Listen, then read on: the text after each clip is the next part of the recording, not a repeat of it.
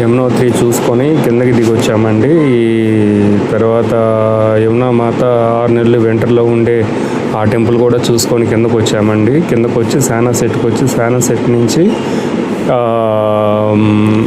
వెళ్ళడానికి దారి ఉందన్నారు. డోడి తాలూకు వెళ్ళడానికి దారి ఉందన్నారు. ఒక మనిషిని మాట్లాడుకున్నామండి. 2000 రూపాయలు గైడ్. మాకు ఈ రూట్ ఐడియా లేదండి. 15 కిలోమీటర్లు తీసుకెళ్ళాడు. ఒక శానా సెట్టు కొండ మీద నుంచి ఒక గ్రామం గుండా ఆ రూట్కి వెళ్ళామండి. సోమేశ్వర మహామందిర్ అండి ఇది దేవాలయం. కొండ మీద చాలా హైట్లో ఉంటుందండి. చాలా బాగుంటుంది టెంపుల్.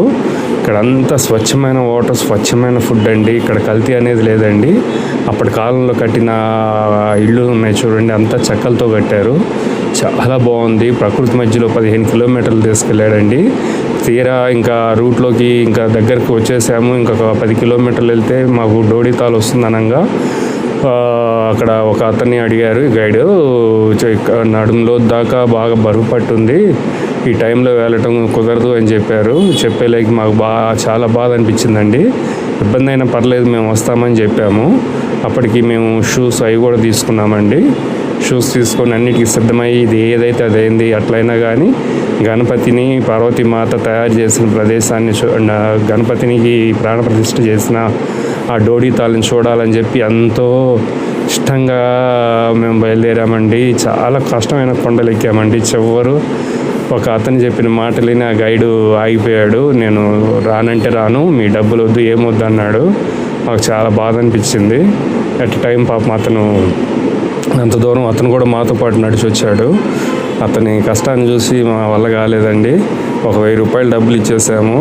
అయితే ప్రకృతి ఒడిలో మాత్రం చాలా మంచి మంచి ప్రదేశాలు చూపించాడండి అంత వెళ్ళే దారిలో. అప్పుడు అతని కష్టం ఎందుకని చెప్పి 1000 రూపాయలు ఇచ్చేసామండి.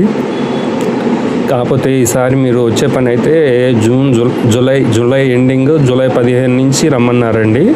సార్ వస్తే కంపల్సరీ నేను తీసుకెళ్తానండి. నేను ఇదివరకు 7-8 సార్లు వెళ్ళున్నాను. ఆ రూట్ నాకు పూర్తిగా ఐడియా ఉంది.